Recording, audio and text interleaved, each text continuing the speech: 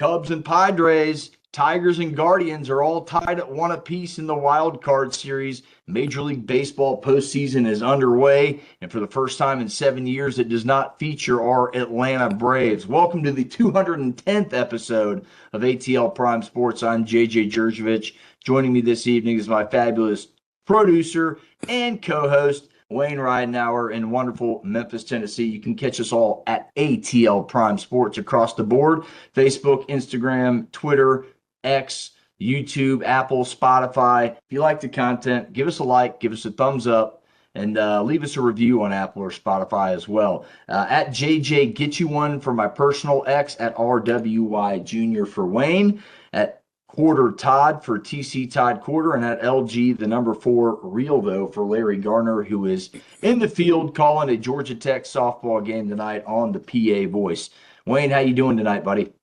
Well, man, I'm doing pretty good. The October 7 is opening day for NHL hockey, and I'm going to try to watch a little bit more hockey this year. And I've got a new Toronto Maple Leafs cap, and I appreciate TC for getting that together for me. And that's all we're doing now is looking forward to the next opening day. Yeah, it's nearly hockey season, and one of the longer seasons in all of sports, and that's always fun to look forward to. I'm doing great. 2 weekends in a row working for the SIAC, two different ball games. They had a 41-19 win for Savannah State, and you turn around and Savannah State got beat at home by Kentucky State, who's had a great turnaround under Coach Felton Huggins, and who is right in the contention in the SIAC for that second spot in the championship game if they can keep winning out. What's on tap for today? We have the Georgia State football report with Dave Cohen. We're going to talk contender and pretender college football edition, and of course the infamous pick six. Let's get to it. The Panthers are coming off a bye week and head into conference play at home versus James Madison. With that being said, Dave Cohen joins us for the GSU football report. Dave, thanks for coming on. How are you this evening? Coming off an off week, doing pretty good. It was certainly a little bit of a rough road in the first month of the college football season for us at Georgia State. As it turned out, we ended up facing 2 Southeastern Conference teams, both ranked number 20 in the AP poll the week we played them. At Ole Miss in Oxford, at Vanderbilt in Nashville. The only win in the first month, Murray State at Center Park Stadium.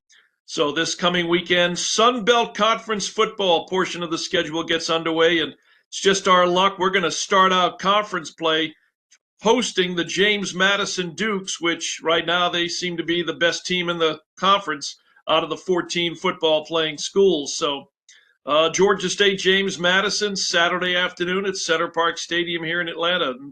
You know, they call it the second season. We're going to see what Georgia State can put together after a few rough outings in the first 4 weeks of the season. Yeah, you mentioned it. Really, honestly, if you throw Memphis in there, they're getting some AP votes. They're just not ranked yet. I think a couple more wins, they'll probably be 25th, 24th here in the next 2 or 3 weeks, or maybe even in that first college football playoff poll. So personally, I think you've played about 3 ranked teams, or really 3 top 30 teams, if you want to put it that way. So what is Coach McGee saying about that going into conference play? That should help out. Things should balance out. Is that what he's telling the team? Is that the message he is sending? Do you think the Panthers can turn things around going into, I wouldn't say lesser competition, but definitely Sun Belt play? You know, it's interesting you ask that, because the interview that I did with him for our Columbus, Georgia affiliate on Tuesday, my second question was, what is your message to the team after 4 games? And because he had stressed the term maximizing opportunities. You know, you got 8 games to play. 4 are behind you. You played 3 really, really good teams in Ole Miss, Memphis, and Vanderbilt. But, you know, none of those games really affect us right now. Now, what is of the utmost importance is how you play in your conference. And for us, it's James Madison and Appalachian State at home this weekend and next weekend, and then on the road to Statesboro to take on in-state rival Georgia Southern. So if Georgia State is going to make a statement, if they are going to be able to look back and say, we took our lumps in the first month against some really good competition, this is how we took advantage of it, this is what we learned from it, this is how we're better from having experienced it. If they're able to play well against those three that I mentioned, the JMUs, the Appalachian States, and the Georgia Southerns, then that old adage of playing the best competition you can play in the non-conference to get ready for your conference will hold true. If we don't, then it doesn't. So what he wants them to realize is that, you look back at the Georgia State story this year, which was signing day and then the transfer portal and then summer workouts and then, spring practice and then fall practice, and then you're finally kicking off against Ole Miss. Maximize your opportunities, because in college football, unlike basketball or baseball, you play 12 games. Some of you hope you're going to play 13 games, which means you've made a bowl game. And the elite few will get into the playoffs, and there'll be some of those that will play multiple games. But we're not at that level, and we're not even thinking under those terms, other than hopefully winning the 6 games or 7 games and becoming bowl eligible. But you have to learn to take each game one game at a time, but the emphasis has to be you got to maximize your opportunities, because you're not playing a 3-game weekend series in baseball. You're not playing 3 times a week in college basketball. You're playing one game. You have all week to get ready for it, and how you perform and how you play and how you, take advantage of that week's practice. If you can take it and then convert it and show it on the field on game day, then you've maximized your opportunity. But if you go out and give up a 70 spot like we did against Vanderbilt, and don't get me wrong, Vanderbilt is a really, really good team. I don't watch a lot of SEC football per se, but I'm interested to see how Vanderbilt plays on the road at Alabama this weekend, and I'll be pulling for the Commodores. But for Georgia State, right now they've got 8 games to play. They've got 8 games to show that the first 4 games were not what this Georgia State football team is made of this year. You mentioned it, Diego Pavia and the Vanderbilt Commodores, the 4th best scoring offense in the entire country right now. Just how good are those Commodores, Dave, from your perspective? Well, we talked about this quite a bit, not only during our broadcast, but off the air while we were in Nashville. Vanderbilt, and I may have said this the last time I was on ATL Prime Sports podcast when we were talking about going to play Vanderbilt. Yeah. I think from a percentage standpoint, the most improved team in the SEC are the Vanderbilt Commodores. You already knew Alabama and Georgia and Texas and Texas A&M and, Tennessee were all really outstanding programs, and Auburn and, all those. But Vanderbilt has been for many years the perennial doormat and bottom feeder in that league. And a lot of that is because of their situation as far as being a university in Nashville. Now the playing field is evened out a little bit, because there are 4 things, in my opinion, that Vanderbilt has going for it aside from the quality of education. Number 1, you're in Nashville. Number 2, you're in the Southeastern Conference at the end of the day. Number 3, you've got the transfer portal. And maybe most important now, they can go out and spend money on putting together a roster. So money, portal, conference, location. Vanderbilt's in a good situation. Yeah. And again, by a percentage, I think they're obviously the most improved team in the SEC, and they've shown that last year, and they're showing it again this year. Pavia is the real deal. I said to somebody earlier this week, how was he so under-recruited that he started, he's a JUCO kid to New Mexico State, at New Mexico State comes to Auburn and puts a beat down on the Auburn Tigers, 3 seasons ago. How was he so under-recruited that he had to take that road to get to where he is today? How did everybody miss on him for being the kind of player that he is? But he seems like he's such a good leader. He obviously is a great football player, can really deliver the ball in the air. The offense that they run can really use his legs to hurt you, as he did against us. I mean, they put up over 600 yards of total offense against us. So we made them look like, maybe the best team in the country on that Saturday night. But, I think Vanderbilt has an outstanding team. I'm really anxious to see, or interested to see, what they do against Alabama on the road. Remember last year, Georgia State beat them on a Christian Veyer to Ted Hurst touchdown in the final 30 seconds of the game. That next week, they beat Alabama in Nashville. Mm-hmm. And went on to really surprise a lot of SEC naysayers. Yeah. Now, real quick, comparing Vandy to Ole Miss, who do you think is better in that aspect? Both undefeated, both ranked highly now, both in that national championship mix as we stand today. Ole Miss beats LSU last week. What do you think if Ole Miss and Vandy suited up today and played? That'd be one hell of a ball game.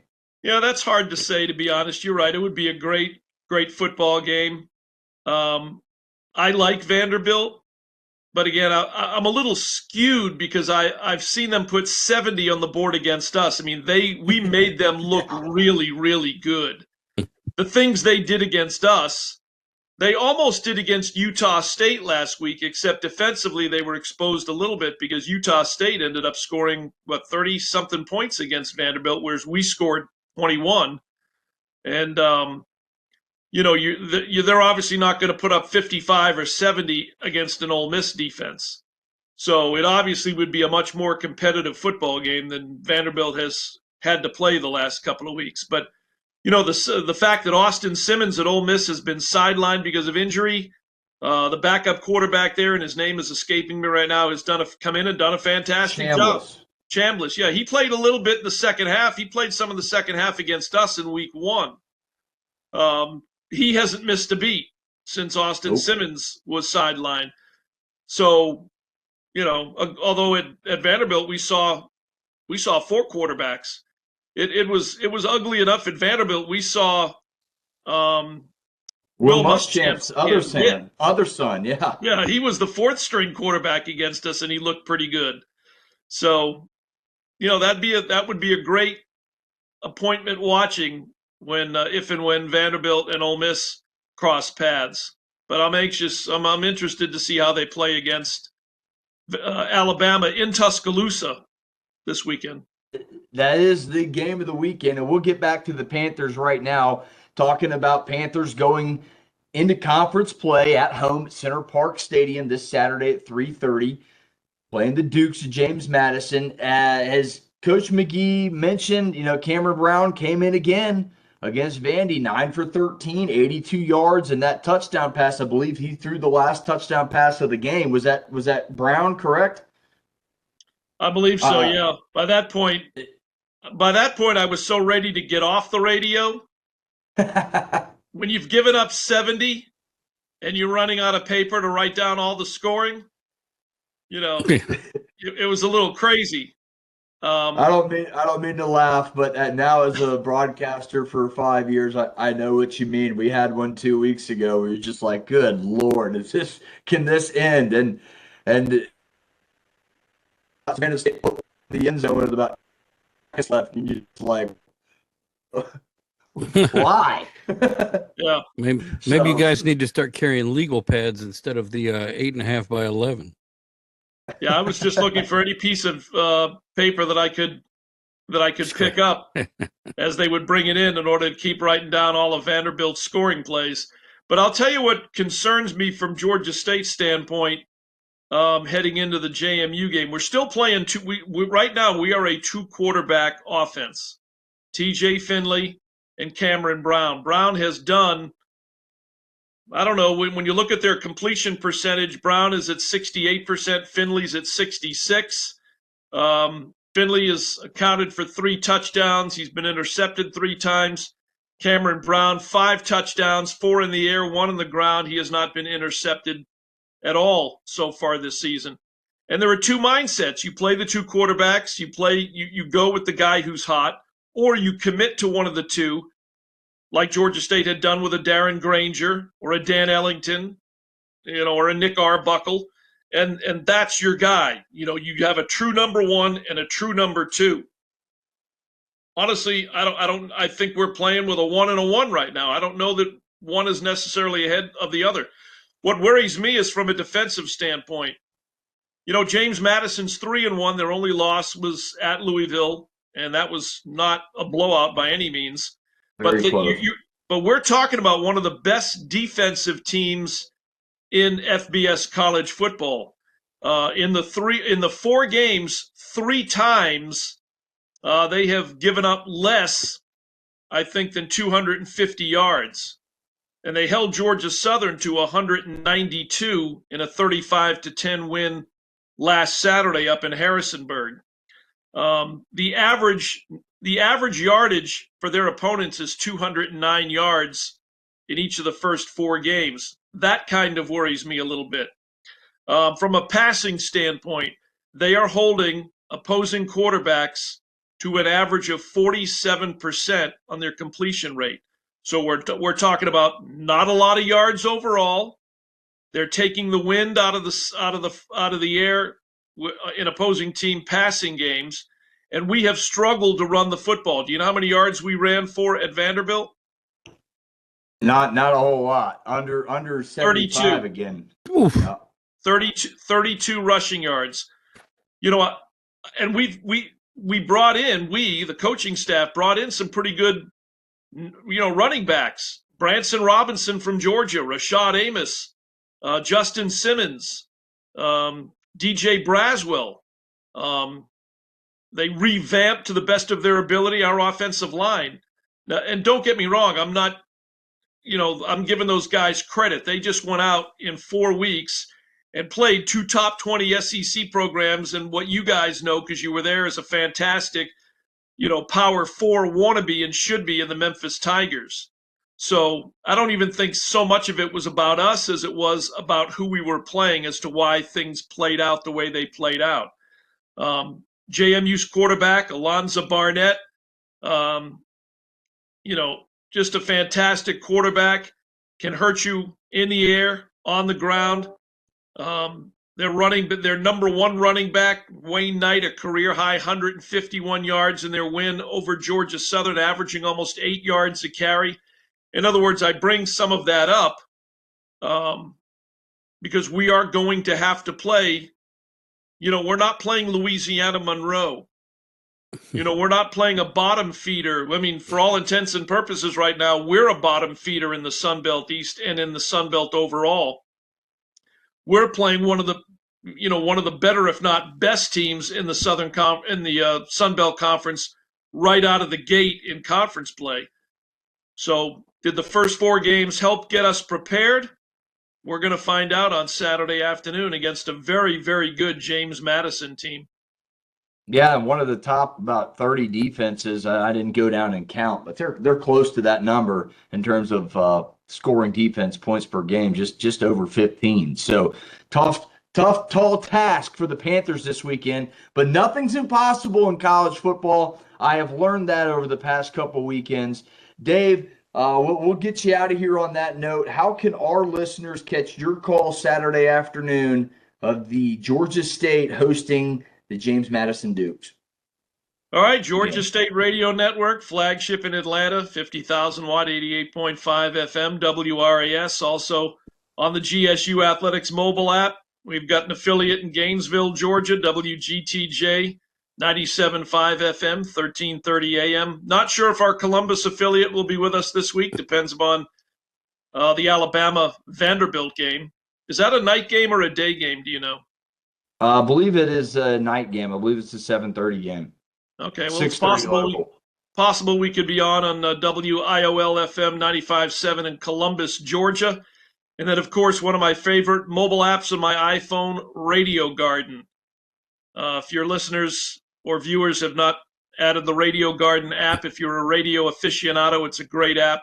Thousands of stations at your fingertips, including worldwide, including all of the stations that carry Georgia State football. So looking forward to it.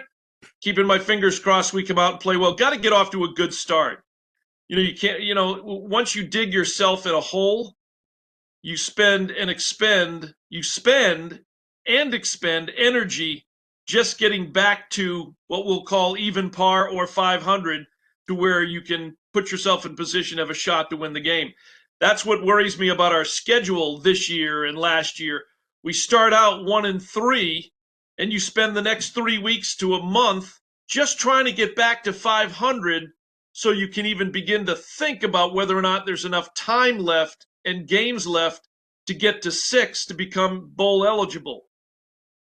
That's the challenge that Georgia State faces. When Coach McGee said there are 8 games left, you've got 1 win right now. That means you got to win at least 5 of the 8 to be bowl eligible. And the Sun Belt East is no joke, as you've heard me talk about before. We've not beaten James Madison yet in football in 4 tries. We've not beaten Appalachian State yet in football in 11 or 12 tries. Whether it's Georgia Southern coming to Atlanta or Georgia State going to Statesboro, it's always a fantastic football game with a lot of energy and emotion. But this year, we've got to make the trip down 75 South to I-16 East and go to Statesboro. So, do the math. There's only so many games left if you're thinking about becoming bowl eligible, and that starts this weekend. 100%. Panthers must start fast and rush the football a little bit better, extend some drives, win first down, make it easier on second and third down. That'll really change the momentum of a football game. But I like the Panthers' chances at home. After a bye week, it's anything goes, and especially after a bye week and you got a sour taste in your mouth. A lot of these guys, I think they're going to give their best effort, Dave. We will find out 3:30 at Saturday. And unfortunately, I guess that Columbus station will be picking up the Alabama game. It is at 3:30 local time, or 3:30 Eastern, 2:30 local. So they'll kick off the same time we do in Atlanta. Correct. So, well, Dave, thanks for coming on. We will be tuning in, and I can't wait to hear your voice on the call. And as always, go Panthers. All right, guys, appreciate it. We'll look forward to talking to you next week. Hopefully after a W. Yeah, very nice. That would be nice. Fingers crossed. All right, we'll see you. All right. That was the Georgia State football report with the voice of the Georgia State Panthers, Dave Cohen, football, baseball, and basketball. Hopefully the Panthers pull this W out with a big upset over the conference rivals, the James Madison Dukes. Let's go from the FBS, or the Group of 5 level, to the Contenders and Pretenders for college football, which we will throw a Group of 5 team in there, and I think it's your Memphis Tigers for spoiler alert. But we're already nearly at the halfway point, Wayne, of the college football season. Let's name some teams. Tell me whether these teams are college football playoff contenders or pretenders. Remember, this is not national championship contenders or pretenders. It's just for the college football playoffs, and teams must be currently ranked or in that G5 spot for the playoffs. So that's where your Memphis Tigers come into play. And we can start off with a couple of our own. And I do think that the Memphis Tigers are playoff contenders, Wayne. You look at their schedule moving forward, I think they can win almost all their games. What do you think, Wayne? Where are you with your Tigers in the college football playoff conversation? Well, much like Georgia State, the conference schedule becomes much more important at this stage, because even though we've got that win against Arkansas, I don't think that's as important as winning out the rest of the conference, because one loss in the conference would more than override anything we did non-conference schedule. Oh, no doubt about it. The Arkansas win is huge. It's what pretty much sent Sam Pittman packing. That started it, and then the blowout to Notre Dame. but you're at FAU. I believe, Yeah. is that Boca Raton or is that Florida? Yeah, Florida Atlantic is Boca Yeah. Raton. You're at home versus Tulsa. You got the bye week on the 11th. You're in Birmingham at that new stadium in Yeah. Birmingham, Alabama. Beautiful stadium. South Florida is at home. That'll be the toughest game remaining, in my opinion. At Rice, Tulane, at East Carolina, and Navy will be tough because Navy's also unbeaten at the end of the year. But that is at home at the Liberty Bowl at the end of the year. So I like Wayne. I do like your Tigers to probably finish unbeaten and get that Group of 5 spot. And That if would be they sweet. do, they'll be in position to get there. And now this year, I don't believe they will have the benefit of the doubt of like Boise getting that bye week. But Yeah. if they get in there, anything can happen. Yeah, well, that's absolutely certain. But if I was going to pick a definite contender, uh, I'm going to have to pick somebody from the ACC, and I'm really, really kind of leaning Georgia Tech as somebody that I think is a contender. But of course, you're going to have Miami in there. But I think Georgia Tech may be one of those that's kind of being overlooked as a contender. I had them on the list, and buddy, I have them as a contender too. They're 5-0. They got a hard-fought win on the road against Wake Forest, in which again they probably should not have won. Well, But that's what good teams do. They find ways to win games they shouldn't win. That's what Yeah. Alabama did against Georgia. 9 times out of 10, you're going to see Georgia win that football game. Yeah. When you see Georgia rush for 225 yards, you instantaneously think Georgia's going to win that game. No, sirree, Bob. Alabama did great on third down, and Georgia sucked on third down. It was that flat out Yeah. simple was the difference in that ball game.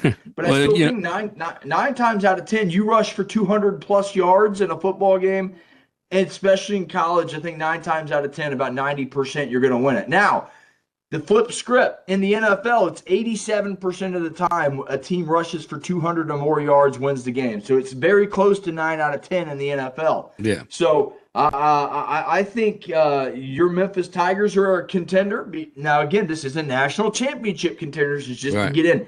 You mentioned Georgia Tech. I think they're a contender. They're going to be favored in every single one of their games, -1 going forward, which will be this Georgia Tech game at the end of the year. So you'll see Georgia Tech, I think, can win the ACC or at least win their way into the ACC title. And I think you could see 2 teams, Miami and Georgia Tech, get into the playoff. Probably. So I like that. I like that. Let's go to another academia school, Vanderbilt. I think Vanderbilt's a contender right now. Now, does that mean I think they're going to win the national championship? No. Does it mean I think they're going to make the playoffs? No. But right now, they have won 5 games. They have won all their games. They have beaten South Carolina on the road, Virginia Tech on the road. They've dismantled Georgia State and what they put behind them from losing last year in a season that could have had 8 wins if they beat Georgia State last year. In the regular season, an 8-4 record is what they were staring down if they just beat Georgia State on the road. So they redeemed themselves. I think Vanderbilt's a college football playoff contender. I think Penn State, I think they're a contender. I think they'll figure out a way to win in at least 10 games. I think they'll be in there. Texas A&M is another contender. I think they're all a bunch of contenders. I don't like to put pretenders on the board right now, so every team I say is pretty much a pretender. But I will give one team that I think is a pretender that's currently in the top 25. And unfortunately, it's due to injury, but I think Oklahoma is going to fall out of this conversation for college football playoff contenders because no Mateer, that will be a problem. Yeah. They do have Hawkins who has experience, and I think he could shine and maybe make me bite my words or eat my words for say. But I do believe there are some pretenders out there. South Carolina was one of them. They quickly found out that they are a pretender. They already had 2 losses. It would take a miracle of a season to turn that thing around, but it's possible. It is possible. So I think Missouri's one of those teams. Strong contender for a college football playoff spot, Wayne. They're unbeaten. They have a bye week, and then they play Alabama. So Alabama's got a murderous row schedule right now. And we'll find out if Alabama's a contender. I'm not putting them in there yet because they have such a tough schedule remaining, and their backs are going to be against the wall for most of the season because they already have that loss to Florida State. I think Florida State's a team. that if they win this weekend, they can get back into that contender spot. But right now, I think they're in that pretender spot because I don't know if they're going to win the game this weekend. I'm not going to tell you who I'm picking yet. I don't want to ruin it, but I'm picking an upset. Maybe I said too much. Yeah, Anyway. But Wayne, who else are you thinking? A couple. We're just having fun with this. Just name some names. No real reason. No nothing. Just contender, pretender, and have some fun with it. well, I guess the only other thing I thought about was Pretender, and unfortunately, I think it's going to be Texas A&M who is going to probably face a whole lot more losses coming up. And I was almost going to pick Vanderbilt as a pretender because I think they've probably got about 3 more losses coming. They just don't know it yet. It's gonna be wide open in the SEC. I will tell you that much. I'm flipping to A&M's schedule. They do have a tough Mississippi State ball club that gave Tennessee everything they could. Scrappy. Jeff Levy out there.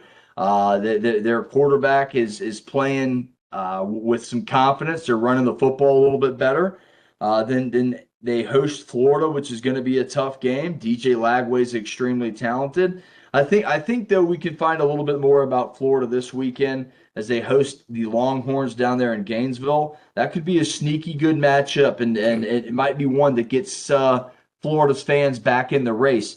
But you're right. A&M right now they're a contender, but Mississippi State, Florida, at Arkansas, those are all winnable games. But then you go at LSU, at Missouri, South Carolina, and then at Texas to end the year. It's going to be pretty tough to finish with above 10 wins. And we've seen it. We think 9 wins, it might eliminate you from playoff. You might have to be 10-2. So we will see. But I think those are all really good names. I say Texas A&M contender right now. Marcel Reed's really throwing it. Throwing it around, and Coach Elko has got them playing well. The 12th man's behind them, and they're excited. What is it? Aggies, the yell chants or whatever. They got a shot, and they're going to be favored in a lot of those games. I'd say they'd be favored in more than 50% of them. So A&M, you're right, tough schedule. That Florida game's going to be huge. If Florida can get a win this weekend, get that momentum, that could be a stepping stone win for Florida later on in the season. So that's contenders and pretenders. Let's get to our pick 6. Anything final in that segment? Just having a little fun with it? No, but I really hated for the Oklahoma because that he was a key player for that team, and it I don't know, it's just kind of hit me wrong. I don't like the way that feels. Yeah, no, I hate it too. It's kind of like the Jordan Travis situation at Florida State a couple years ago. You hate to see it, but you understand why they did it. But as a player, former player, knowing, hey, someone tells me we can't go win a game with a backup quarterback, I disagree. Yeah. So I see it both ways from there. But let's go from the college football playoff contender pretender talk to our infamous pick 6. Last week, Larry went 2-4, dropping to 18-17 on the season. Wayne also 2-4 for yourself. You and I are tied at 20-15 at number 1 at top of the rankings. And Todd, he's coming in the rear, but he's right behind us, 16-19 after a 4-2 week. And he's right there. So we're all within 4 games of each other. And that means it's getting pretty close. And we're only about halfway through the season. So this will probably be pretty interesting throughout in our infamous pick 6. So let's get to it, Wayne. Our first game of the weekend, trying to wipe off a little spitball there. Yeah. First game of the weekend, Iowa State 5-0 at Cincinnati. Cincinnati's a 1.5-point home favorite. The total in this one's 54.5. And again, we picked 6 football games from college and pro. Spreads are from Wednesday per ESPNBet.com. So 54.5 on the total. Cincinnati's a 1.5-point favorite.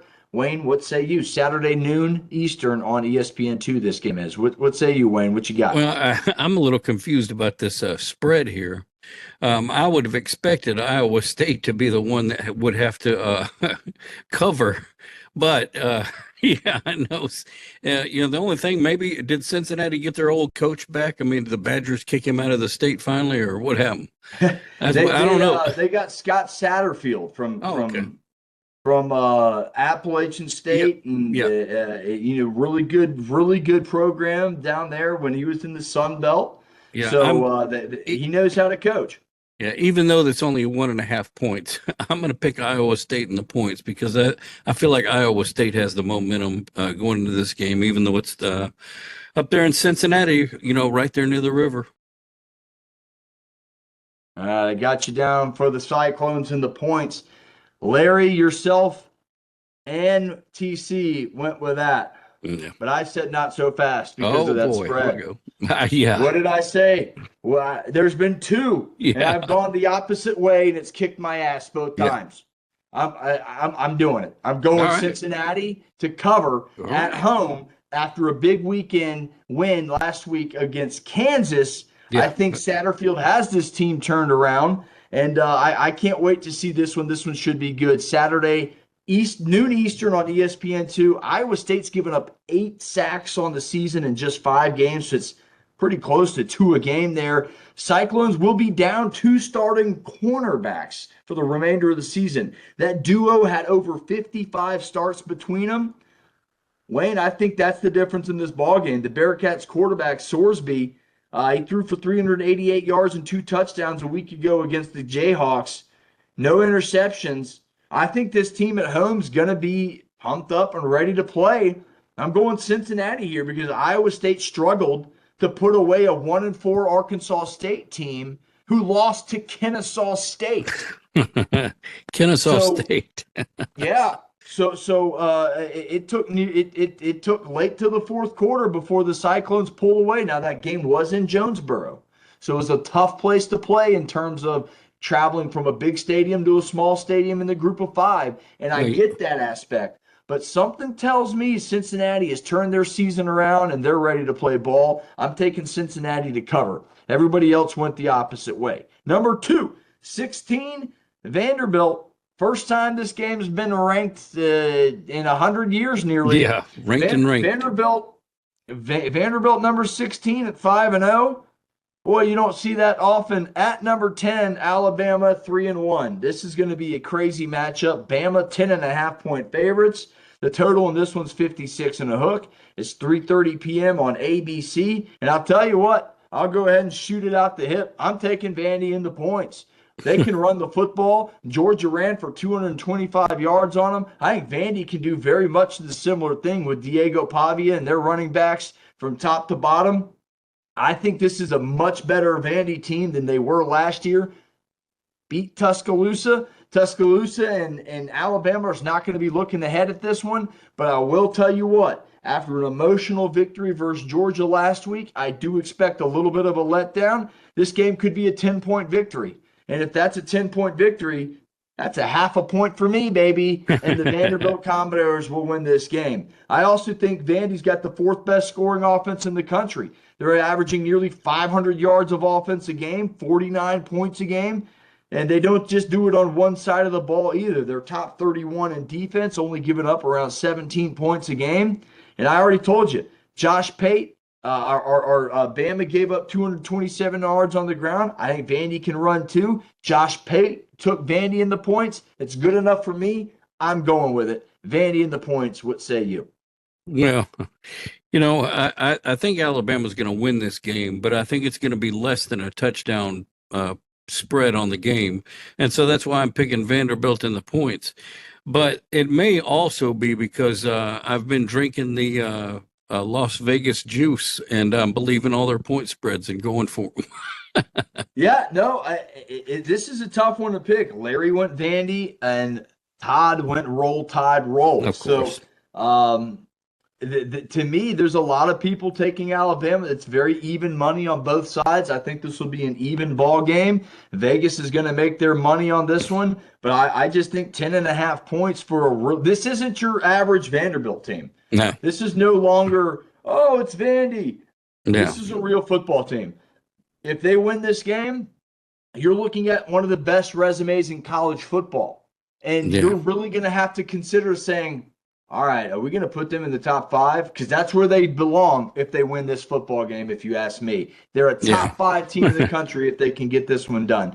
Well, If I'll say they that can get this one done. Yeah, I'll say this about Vandy. Vandy is no longer candy, and just like Arby's, they now have the meats.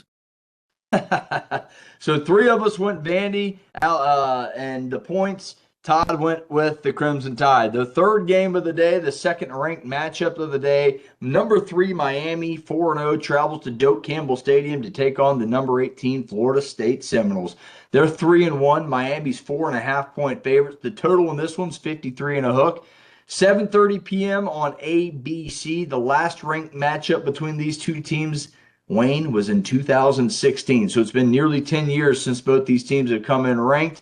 What say you? Well, this is the one time I'm gonna actually pick Miami to cover. I'm picking somebody to cover this time. I really feel like Miami is like one of those teams of destiny right now, and are looking forward to making this year a statement for the University of Miami, and FSU may be one of those stepping stones along the way. You know, this was a game I have absolutely no confidence in picking. I don't have any cool statistics for it because everything I saw went one way, and then everything I went to go and make my other pick and be like, yeah, that's confidence. I Yeah. like that. It told me to go Florida State. And then I'd be like, okay, I'm going to go with Florida State on this one. And then I'd go over here and be like, well, that tells me to take Miami. So to me, this game is completely even. I think Florida State did a little bit of looking ahead last week, and it cost them. I think when teams look ahead, sometimes that gives them a little bit of motivation. They might drop that one because guess what happened last year? Dave mentioned it. Georgia State went up to Vanderbilt, came down to Atlanta. Yeah. They had Alabama the next week, and what did? They overlooked Georgia State. Yeah. And then they beat Alabama because they were overlooking for that opponent. Yeah. I think that's what Florida State's doing here. I think they overlooked Virginia, and I like Florida State at home. Again, you know me. I love a home underdog. Yeah. Give me any reason to pick a home underdog, and I will do it. I'm taking Florida State and the points on this one. You know Larry's going with the Canes, and Wayne, our guy TC, is going with the Canes as well. So we're way skewed on the first three. Yeah. Well, you know, I didn't know you were felt that way about the home underdog. Had I known that, I would have brought a little bit of extra cash for that Georgia State Memphis State game. Yeah. I probably would have gone with Memphis. Yeah, not that much of an underdog. Not that much of a homer for a home underdog. Yeah. But yeah, I think this one's a toss-up. Again, I have zero confidence in this one. The only, I mean, I'm 3-3. I'm taking 3 favorites, 3 underdogs. I think the spreads are that even this week. So that's our college football games. We're skewed 3-1, I believe, on all 3 of them. Except for Vandy. Vandy, nope. You took Vandy, I took Vandy. So yeah, we're skewed. I think 3-1 on all of them because you 3 took Iowa State, I took Cincinnati, Alabama. We all took Vandy, Miami, and I took Florida State. So yeah, we're skewed 3-1 on all of them. So this is going to be a separation week or a gainer week for you and I. Wayne. Maybe even a flip flopper week on some.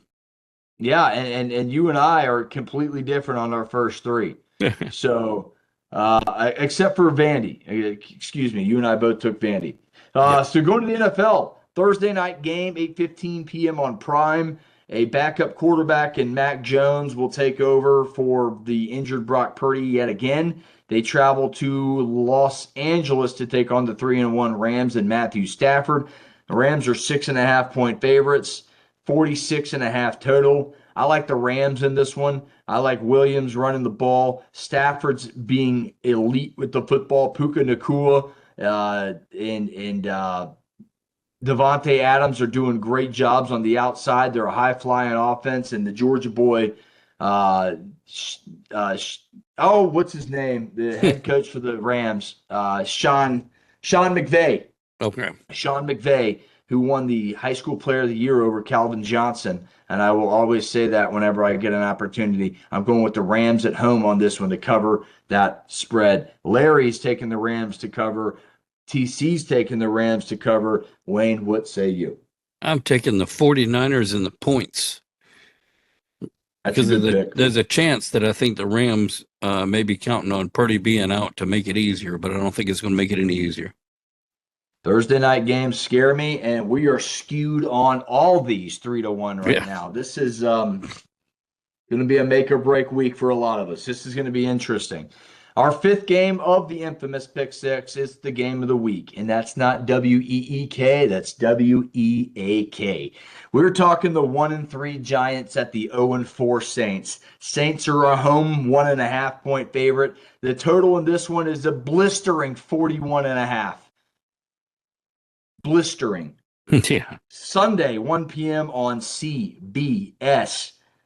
This was a coin flip of a game, but I'm going with the rookies, Cam Skattebo and Jackson Dart, to go into NOLA and get a win. I don't think this New Orleans team has a lot of talent, minus Alvin Kamara. I think they got a quarterback competition coming up in a couple weeks. We'll see. But I'm taking the Giants and the points on this one. Wayne, what say you? Well, I'm going to have to take the Saints on this one because it's at home. They're 0-4, and I think they're getting a lot of pressure from that city to come in there and have at least one winning game. And the funny thing is, I've got a feeling that Ritter is going to be the star of the show. Ritter, I believe he did come in. Is he on with New Orleans now? Yeah. I had forgotten. I think Spencer. You mean Spencer Rattler? That's it. Rattler. That's the one. All these guys. I get them mixed up. Now I do know Riddler. Where he is with somebody. I think he's with the Vikings. Okay. I think he's with the Vikings currently. Yeah. Let's see. So you got the Saints to cover. Larry took the Giants in the points. TC put the Saints to cover as well. So we're split on that one 2-2. That one might not be as decisive in this pick six as we think. Chiefs, Jags. Chiefs travel to Jacksonville, to Duval, to take on the 3-1 Jags. KC's a 3.5-point road favorite. You know I love a home underdog, but I did it, and it burned me. And you know what I'm going to say. Don't press send and don't bet against Patrick Mahomes. So I'm taking the Chiefs to cover. Larry's taking the Chiefs to cover. Todd took his own advice, burned himself last week. He got me to burn myself last week. And I'm never doing that again either. All right. We'll never pick against Patrick Mahomes, even if it's a home underdog. Patrick Mahomes and the Chiefs cover. What you got?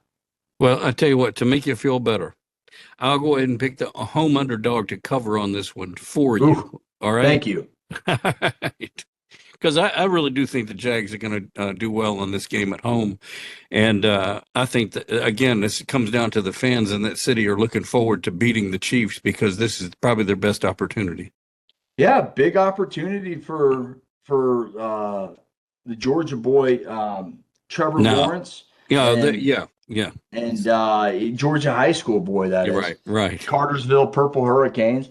And ETN's looking like a number one back again from Clemson. The duo from Clemson's playing extremely well. Travis Hunter playing on both sides of the football, catching some balls, playing some pretty good defense, being an impact player. They very well have a good shot to win this ball game.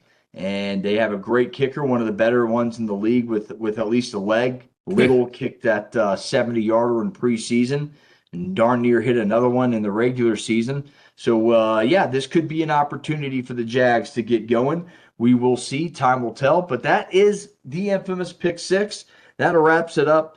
Guys, let's get to our final thought. Wayne, go ahead. Kick us off, buddy. Well, my final thought is going to be some Memphis football coming up. We're going to be hosting the Tulsa Golden Hurricanes. That's 7 p.m. I think that's 7 p.m. our time. So would that be like 8 p.m. your time? I don't know. Right. Anyway, it's on ESPNU, and it'll be down there at the Simmons. Let me see if I can get this right. Simmons Bank Liberty Stadium. Tongue twister. They're making it tough on us. Making it tough on us. Yeah, my final thought is I'm just going to enjoy some football this weekend. I've been working a lot. The first four out of the first 5 weeks have pretty much been working. College football games are going down with you to see Dave and get in the radio booth for the Panthers and have some fun with Dave there. So it's going to be a relaxing weekend. I'm going to watch the Georgia-Kentucky game. I haven't gotten a chance to really watch the Dogs this year, so I'll be able to watch all 60 minutes of that one. And then the 3:30 slate's delightful, and you get several good games. I can't wait for the Vandy, Alabama game, and I'm just going to indulge in some college football. My brother's in town from Colorado, so we're going to get some fellowship time there, and that's about it. That's my final thought, and everybody stay safe. Enjoy the college football weekend, and that's it. That's about it. What you got, Wayne? Anything else? No, just listen. If you're going to watch some football this weekend, take your tablet outside and watch it on the patio, or porch, or whatever you got out there, because it's you wouldn't believe how much more enjoyable it is to watch it out there than inside. Yeah, no, it's a good experience. That's one thing I love about the tablets. You know, you get them outside, go get some sunlight while you're watching the old ball game. For Wayne in Memphis, I'm JJ Jurjevich right here in Lilburn, Georgia. Thanks for checking us out at ATL Prime Sports. Please like and subscribe if you like the content. Get you one, and we'll see you next week. Enjoy some college football, everybody. See you. All right.